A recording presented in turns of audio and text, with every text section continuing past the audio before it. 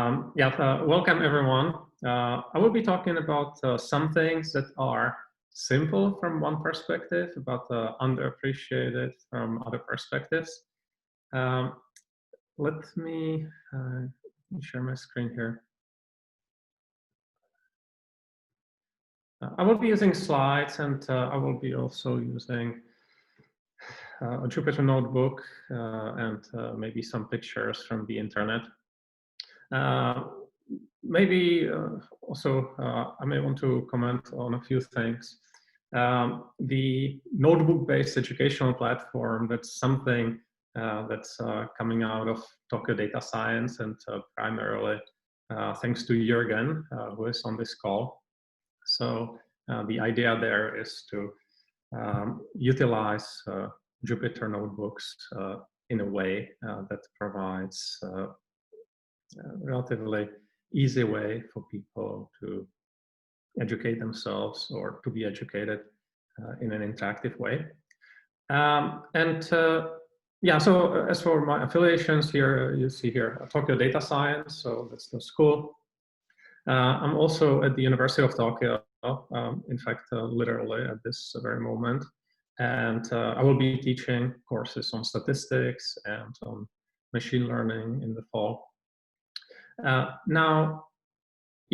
me jump to the presentation. Maybe one question that we can ask ourselves is how many dimensions do photos have? And you may think, okay, you know that photos are two-dimensional, obviously.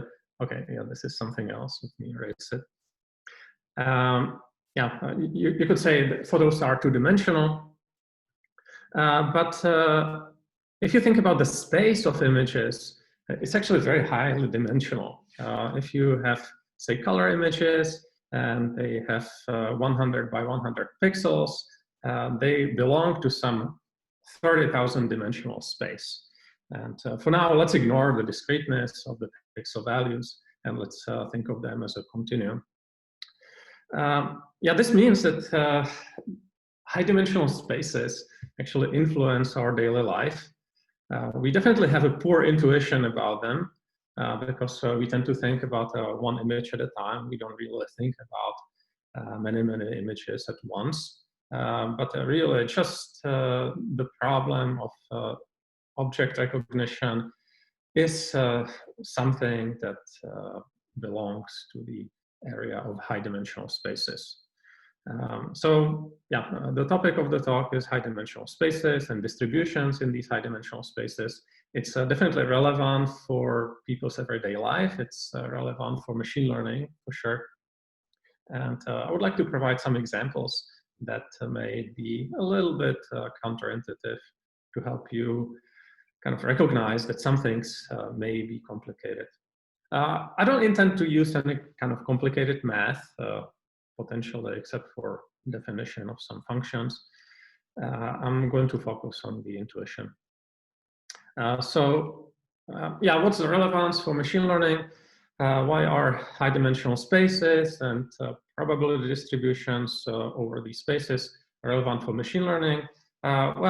You definitely can think of machine learning to a large extent as a process of drawing some generalizations from your training data. You have some training data, you understand how things behave in those parts of the feature spaces where you do have the data, and you are trying to extrapolate or interpolate in some way to the places that you don't understand. So machine learning in some sense is interpolation or extrapolation in high-dimensional spaces, at least kind of the simplest part of machine learning. Let's actually start with something fun, something that's very easy. So this would be probably the simplest calculation that we could go through today, although the other ones will not be terribly difficult either. This is actually the watermelon season in Japan, and in Japan everyone loves watermelons. So let's think a little bit about watermelons. Yeah, the ones that we want to eat are three-dimensional. And yeah, let's think about the percentage of the volume of the watermelon that corresponds to the pulp, right? So if you have, yeah, if you have pulp, it will be somewhere here. Let's say that the radius of the watermelon is 1, and let's say that the radius of the pulp is 90% of that. So what would be the yeah, what would be the volume of the pulp as a fraction of the volume of the whole watermelon? Well, you probably know these formulas for the volume of a sphere, and you can easily plug in the values here. So you would be able to calculate that the pulp corresponds to, in this case, 73% of the volume of the watermelon. So that's fine, probably not terribly surprising. And everyone knows three-dimensional watermelons. But let's think about other dimensions. So let's say you live in a two-dimensional world and your watermelon is actually a disk. So in this case, of course, the ratio of the pulp and the volume of the whole watermelon will be 0.9 squared if the radius was 90%, which will be 0.81. Well, so what if we have an n-dimensional watermelon? What is going to be this ratio? Well, you probably realize that it depends on the dimension of the space in a very simple way. You take this 90%, you raise it to the power of n, and this is the percentage of the volume. And yeah, if instead of 90% you have alpha in here, it will be alpha to the power of n. And yeah, just to get some sense of the numbers, let's say that n is 100 and we stick to these 90%. Then which of these answers do you think is closest to the actual percentage of the volume that corresponds to the pulp? And here, I would actually want you to answer without using a calculator. I guess I will have a little bit trickier questions later on, but I kind of want to have some warm-up questions, warm-up question here. Yeah, it would be great if you could respond to with your answers. So maybe I forgot to explain how to get to those buttons. So you should find your participants list in Zoom. So somewhere, I guess, at the bottom of the screen share, and then you should see the list of participants. And under the list of participants, you have the yes, no, go slower, go faster button. For now, okay, I answered. Everybody knows my answer, but so please, everyone, I think we did something similar 2 weeks ago.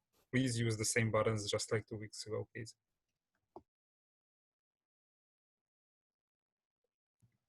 Okay, 3 people responded slowly. So for now, there are 2 C answers, 4 C answers. I shouldn't have told them that which was my guess, but okay. Sorry for the bias. Okay, there's a 1B, 5C, 1A, 3D. Okay, somebody, okay, they're switching there. Please respond quickly because, of course, anyone can answer this with a calculator easily. Okay, so most of the answers are on C. Actually, some are on D. Okay, great. This is good enough. And I guess it's fluctuating between C and D. Very strong C and very strong D. And yeah, so in this case, actually C is correct. Let me get it here.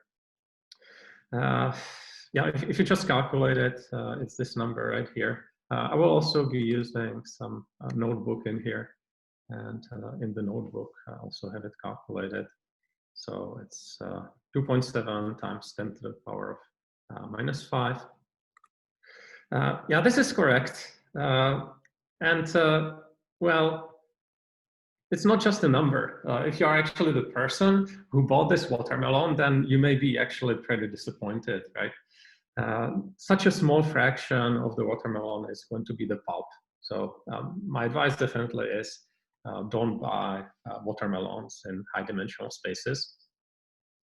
Now this may sound like fun. It may sound like some exotic fruits in here. But the thing is, many of the machine learning questions and machine learning problems are actually tightly related to this kind of logic. So don't forget this logic simply because it's watermelons. All right, so we are not going to buy watermelons in 100-dimensional spaces. Let's go to another example. Let's say that you have a ball in a box. Any kind of ball would be fine. Oh, wait, actually, so I have the ball in the box here. Any kind of ball would be fine. Let's imagine that the box is tightly fitting, and let's try to calculate what fraction of the volume of the box corresponds to the ball. And this will not be an ordinary ball, it's going to be an n-dimensional ball. Yeah, we have an n-dimensional ball sitting in a tightly fitting n-dimensional cube, and we want to know the percentage of the cube's volume that it represents. Well, I guess for the cube, it's relatively easy to figure out what's the volume of it. Yeah, let's say that, yeah, definitely the edge of the cube is going to be 2 times the radius of the ball. So this is 2r to the power of n. But what about the ball? Well, the ball also has a formula that you can use. It looks a little bit weird because of this coefficient in front, but understandably, the volume of the ball is going to be proportional to the radius to the power of n, where n is the dimension of the space. And yeah, so there's this coefficient in front. It involves the so-called gamma function. Probably many of you are familiar with it. Many of you may not be familiar with it. For our purposes, let me say that the relevant values of the gamma function could be evaluated using factorials. This is at integer numbers. This is at half integer numbers. And yeah, if you just take the ratio in here, you will find that the ball corresponds to this particular percentage of the volume of that cube. So then let me ask what this may be in concrete examples. But yeah, if anything from this slide is unclear, let me know, and I'm happy to clarify the notation and so on. Yeah, so I'm going to have a second question here. Let's say we have this ball in a box. How big is this going to be if n is equal to 20? And yeah, actually, as for the functions that show up here, the gamma function is the only complicated function that shows up in today's talk, and I'm happy to provide the references later. But simply, Wikipedia probably would do for the definition of the gamma function and for the relationship to the factorials that we have here. Yeah, so back to the question. Let's say we are in a 20-dimensional space and we have a 20-dimensional ball. Then, yeah, which of these options is closest to the correct ratio in here? Like, what fraction of the volume of the cube will correspond to the ball? And again, I would like you to use the Zoom features here to provide answers. Answers are slowly coming in. For now, we have 1 C and 2 Ds. So just in case someone forgot, so A is the yes, B is the no, C is the go slower, D is the go faster button. Okay, answers are coming in. We have two B's, and the C and D are growing fast. And for now, it's 5C, 8D, 6, 6, 9, 6, 10, 6, 11. This is C and D, what I'm saying. So it seems that D is the choice of the Cool. audience. Very good. So I think this is good enough. Thanks for the answers. Yeah, right, indeed. So D was the closest. The correct value is 2.5 times 10 to the minus 8 in here.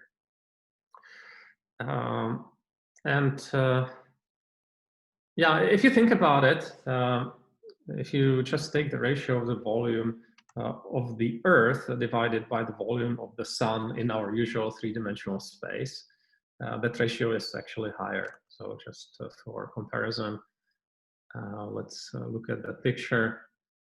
The Earth is so tiny compared to the Sun, and yet this is a larger fraction of the volume than what we would have in this particular example of a ball sitting in a box. That is kind of the corners of the box are just enormously important.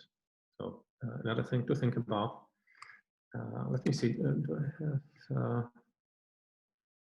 have? Yeah, I also have a little bit in a notebook related to this. So this is the ball in a tight box. And I have a picture of this ratio as a function of the dimension. So if you go to 3 dimensions, this is the ratio. And then if you get to 20 dimensions, it's just extremely, extremely tiny. If you want to see the plot in logarithms, this is the same ratio we were just talking about, but expressed on a logarithmic scale. So definitely something that that may not be immediately obvious. Cool. Then we could go to another example. Let's think about just plain old normal distribution. In the case of a single variable, the probability density function of the normal distribution is going to be given by this formula. You know that the normal distribution is a Gaussian, meaning that's an exponential of a quadratic function with a minus sign. And if you think about a multivariate version of this, it's pretty much the same formula. You would have the same expression, except that you will have, except that here you will have the norm of the vector x squared in here. Let me get a picture. So this is something I have in the notebook. This is, the two-dimensional standard normal distribution. This is the probability density function, and the horizontal axes here correspond to x1 and x2. Something you are probably familiar with, but let's think a little bit deeper about that. Yeah, as for the notation, maybe I should clarify here. In the case of one dimension, x is just the position. In the case of n dimensions, the position is this vector x. This is the norm squared of it. And we can also change notation. We can say that we introduce this letter r that corresponds to the distance of the point from the origin. And then the standard normal PDF looks simply like this. There will be r squared in the exponential. So looks fine, but what happens in high dimensions? So one thing that you can ask is, all right, let's say that we have n-dimensional space. That is, this x is an n-dimensional vector. And we want to take a ratio of this kind of PDF and this kind of PDF.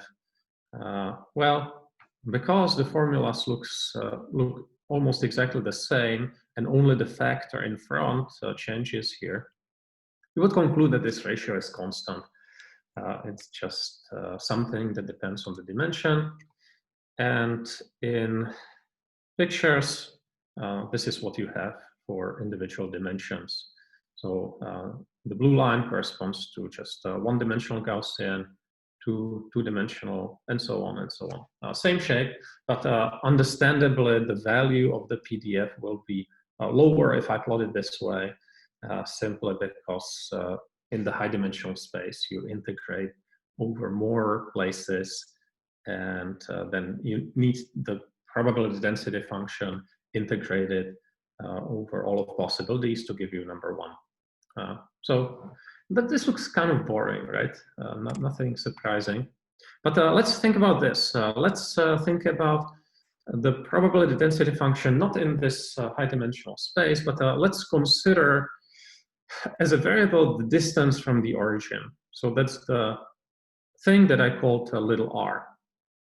And let's construct a probability density function that corresponds to this variable. To distinguish this, I will use tilde in here. This is the probability density function of the distance from the origin. Yeah, how can you get it? Well, you recognize that the standard normal distribution in this n-dimensional space was spherically symmetric. So you can just take the PDF that corresponds to some point that has a particular prescribed distance from the origin. And then you need to multiply this by the kind of surface area of n-1 dimensional sphere. So if you were dealing with 2 dimensions, we would be multiplying here by a factor of 2 pi. But in n dimensions, it's a little bit more complicated factor in here. I just write Sn-1 here, and this Sn-1 stands for the area of a unit n-1 dimensional sphere, that is the surface of an n-dimensional ball. And yeah, again, you can definitely compute this, and this is some definite expression in terms of the gamma functions. Then, oh yeah, here I also made some substitution. This was just the PDF, so I can substitute the PDF. And yeah, if you think about this PDF of the distance from the origin, or radius, if you like, it's a different function suddenly, right? It's no longer just an exponential. It's going to be multiplied by this r to the power of n-1. And if you want to be precise and you want to figure out what the coefficient, let me tell you that this is precisely the coefficient for that PDF. So then the question is, how does this look, right? I think here I don't have a poll, but I do have a picture in the notebook. Let's take a look at that. Now this is the PDF, kind of the distribution of the distance from the origin, and I have it plotted here for different dimensions. Now the first one, this blue one, this is just one-dimensional Gaussian. The red one, that would be a two-dimensional Gaussian, and so on and so on. If you get to 160-dimensional space, you notice that the PDF is pretty much zero for a long, long time, and then it goes up, and it goes down, and back to zero. That is, with fairly good precision, you can say what the distance from the origin is going to be if you take a random draw from this distribution. Yeah, we just don't have an analog of this in low dimensions. If you think about it, if you just push the dimensions higher and higher, if you get to 1000 dimensional space, then yeah, you have pretty much zero probability of being at the center or close to the center. And you have like a very limited range of possible radii that you can get from a random draw. So these are two different perspectives on the very same distribution. And if you like, you could say from the point of view of the shape of the PDF, the distribution looks pretty much like this, right? You can think of it as some kind of spherical galaxy or a fluffy ball or something like that, if you want to have three-dimensional intuition. But when it comes to the probability distribution function of the distance from the origin, it's very different. Maybe you can think of this as some kind of nebula. It will behave as if this were a shell. Now, both of these analogies obviously are imperfect. So in both cases, I'm trying to mention three-dimensional objects that have something in common with this high-dimensional Gaussian. And yeah, this high-dimensional Gaussian has the PDF the same as this maybe a spherical galaxy. And but the distance from the origin behaves as if this were a shell. So something that may not be obvious immediately. All right, so this is high-dimensional normal distributions, and that's also definitely something that you need to take into account if you are working with high-dimensional spaces in machine learning. You may want to introduce corrections or adjustments based on this kind of logic for your machine learning models. Yeah, so I want to emphasize here that simply the PDF looks as if this were a cloud. The PDF of the radius looks as if this were a shell. Yeah, so that was the third example. Let me go through a couple more examples to highlight the different discrepancies between our usual intuition and what's happening in high dimensions. Yeah, let's think about molecules in a box. And yeah, when I say molecules, what I really have in mind is a completely uniform distribution in some space. Let's say this is a rectangular box. And if you want to see a picture, yeah, you can think of it this way, right? This would be a three-dimensional version of having molecules in a box. I want to think about this in the case of high dimensions. And yeah, probably in high dimensional spaces, the laws of physics would be such that you would not be able to have any real molecules. But yeah, I'm just going to use the word molecule anyway. We have, yeah, let's say that we have this n-dimensional cube, and then we have points that are uniformly distributed. In here, we have many of them, so you can definitely think of the molecules of a gas in 3 dimensions. And then maybe you want to pick a random pair of them. And we may want to think about what is the distribution of the distances between these 2 points.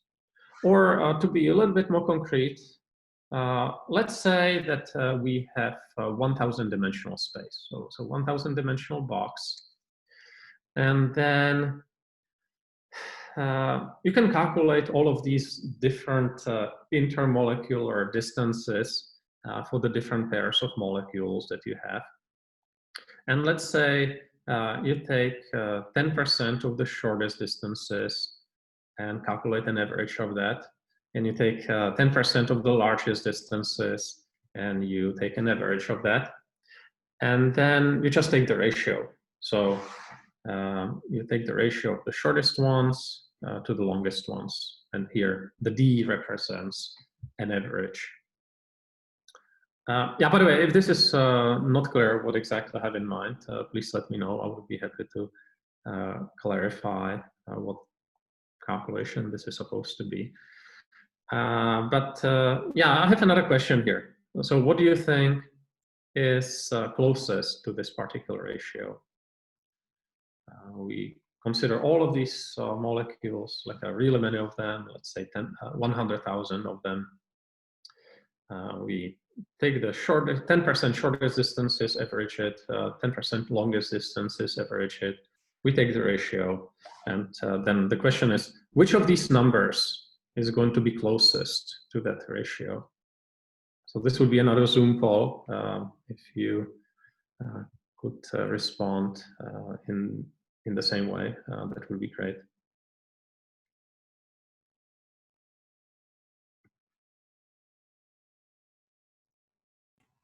So answers are coming in. For now, it's 1, 2, 1, 2, the A, B, C, D. Now it's 1, 2, 2, 2.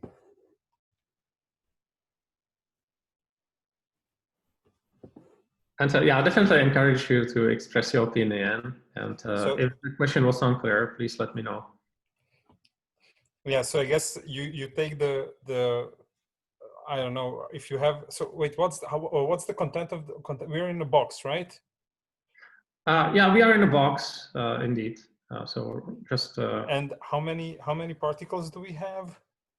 Many. So let's say 100,000. Okay. So like huge number of particles, and we want to get like the 1/10 of the huge number, which are shortest, compared to the 1/10 which are longest apart or furthest apart, and how this relates. Okay, so now we have 2, 4, 2, 3. Okay, yeah, sounds like the question is more difficult than the previous one. Definitely. Now it switched to 2, 3, 3, 3. Yes, so I think people are very undecided. I mean, I'm also not sure. I put one answer. I don't want to tell what, or actually you can see what I put in, so that doesn't really help. But yeah, I think it's. Cool. I think you should give us the answer. I'm really. Okay, great.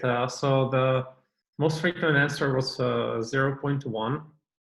And yeah, if you think about it, this would be probably the kind of intuition you could get from 3 dimensions. But the thing is, the correct answer is number 1. So A in here. That is, number 1 is closest to this ratio.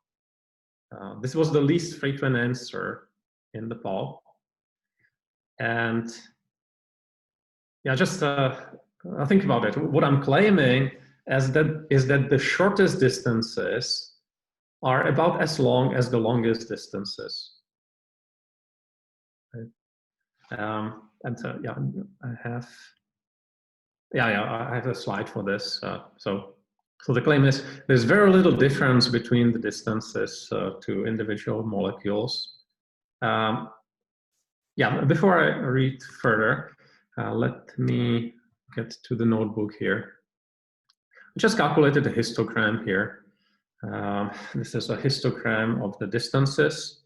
I used 1,000 dimensions. I used 100,000 molecules here. And you see the intermolecular distances are pretty much always something like 13, maybe, right? So the shortest, well, we don't have the shortest distance plotted here, but yeah, the 10% short of the shortest distances will be somewhere here. The 10% of the longest, corresponding to the longest distances, that's about here. But how big is the difference? It's something like 12 versus 13. If you take the ratio of that, yeah, it's about 1. And it sounds like magic, right? Without actually seeing the molecules, if someone asks you for the distance between a random pair of these molecules, with high certainty, you can say what the distance is. no matter which molecules were randomly chosen here. Yeah, so hopefully this is something that you would consider counterintuitive, justifying the title of the talk. And yeah, let me comment a little bit more on the consequences.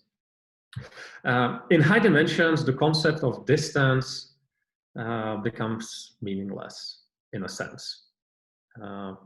And if you maybe try to use nearest neighbor classifiers, so old school machine learning systems, these are going to fail pretty badly, simply because the nearest neighbors are not much closer than the other data points.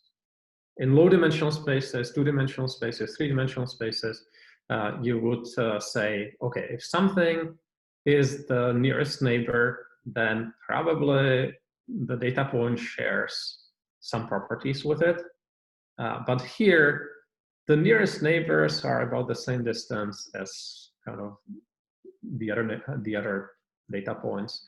There's really no point trying to figuring out things based on the distance. So a very classic machine learning algorithm fails pretty miserably here. Now you can think about decision trees. So what happens if you partition your box using decision trees? Well, decision trees suffer more or less from the same problem, because you're trying to split the hypercube into compartments, and you are trying to assume, or you are postulating, that the different data points in the same compartment share some properties. But yeah, they may not, because they may be equally far from, or similarly far from other places. So the notion of compartments is losing some meaning in here.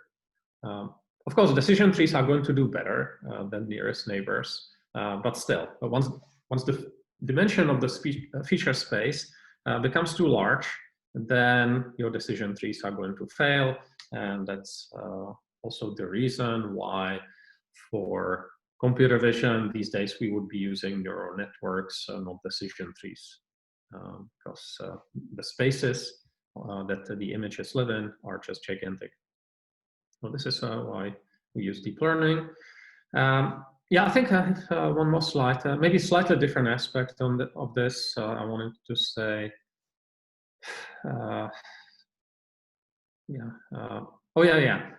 let's think about a random molecule, and let's think about the distance to its nearest neighbor. That's one thing. And let's try to compare it to the distance to the boundary of the cube, right? So for a given molecule, you may want to know what is closer. Is the nearest other molecule closer, or is the surface of the cube closer? Well, it turns out that typically the boundary, that is the surface of the box, the surface of the cube, is closer than the nearest neighbor. So here you kind of see the futility of trying to split your data into little boxes and then postulating that the data points inside the boxes are going to share properties. Now here I don't have a calculation, I just want to claim this here. And yeah, then I have the last example here. Maybe this example is most fun, actually. Let's say that you have an n-dimensional cube, and this cube has an edge of length 2. Then you decide to fill this cube with spheres. You choose 2 to the power of n spheres of a radius 1/2. And yeah, if you want to see a picture, let me get some random picture in here. you can think of it this way. So here we have a three-dimensional box. Probably in reality, there were just 4 balls in here, but imagine having 8 balls. So in like 2 different levels, you will have 8 balls inside this box. They are tightly fitting, they touch each other, and they also touch the box itself. So that's the setting that we start with. And then, yeah, let's get rid of the box after that, once we have the spheres nicely arranged. And now let's say that we go to the place that used to be the center of the box. And let's play another tiny sphere in there. And let's enlarge it until it starts touching the other spheres. So you can think of this as inflating a balloon. That is in this picture. You get rid of the box, you have the balls in there, and you find the place where the center of the box used to be, so somewhere here.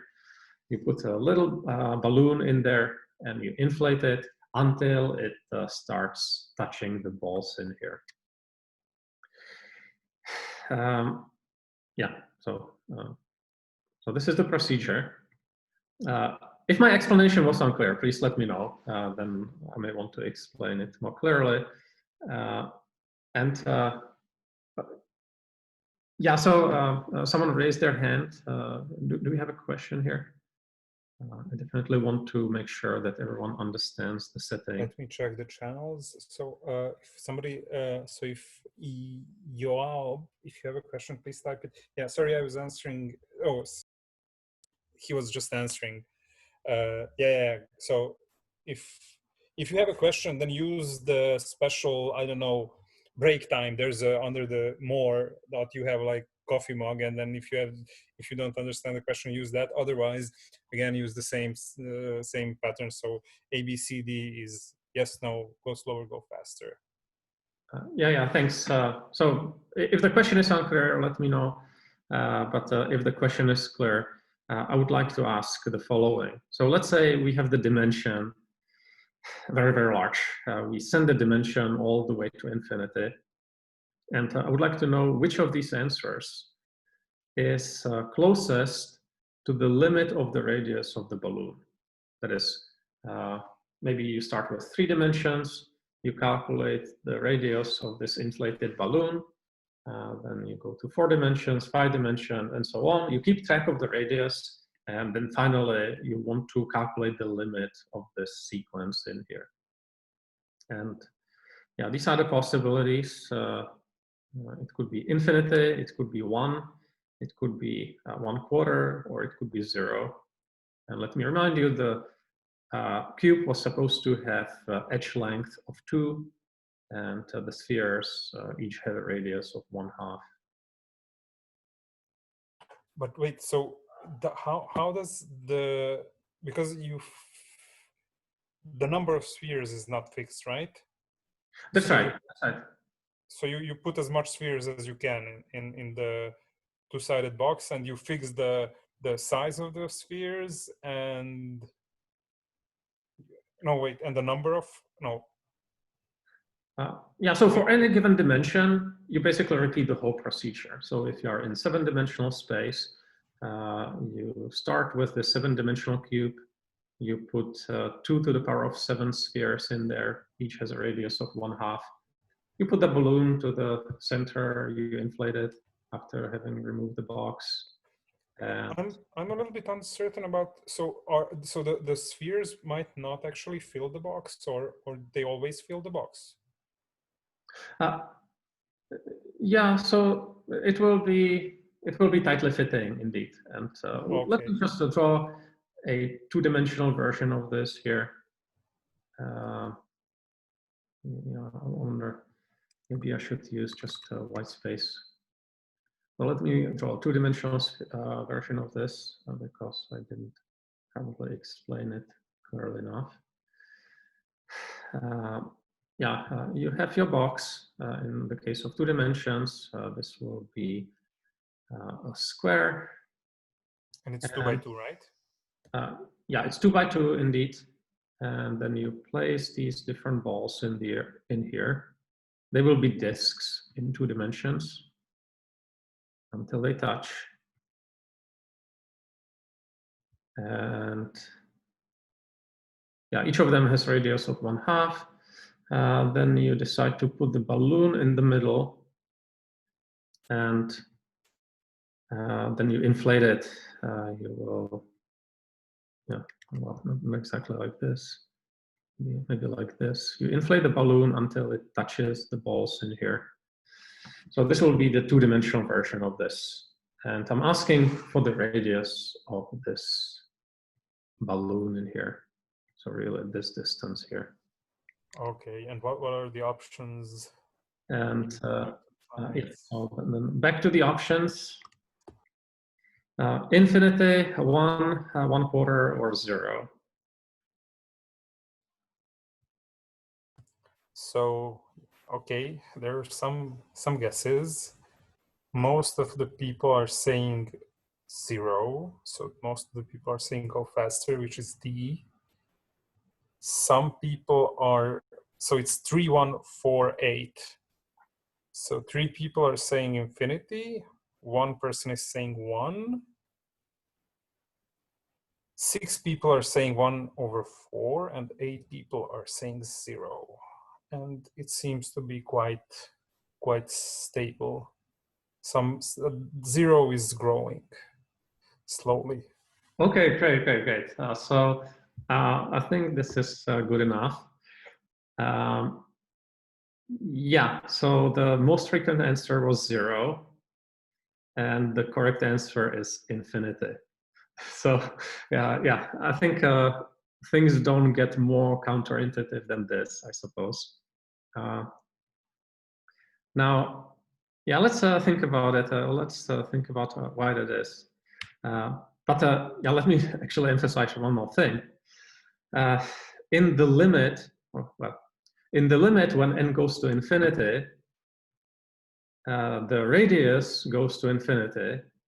So if the box was still there, it would actually break. The balloon would break the box. So even though the balloon is supposed to stop at the place where the spheres are, the radius is actually so large that it's not going to fit in the box in here. If you want to have a precise formula for the radius of the balloon, it's the square root of n minus 1 over 2.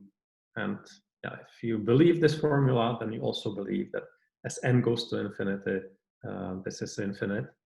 But yeah, let me clarify here using the picture. How do you calculate this in 2 dimensions?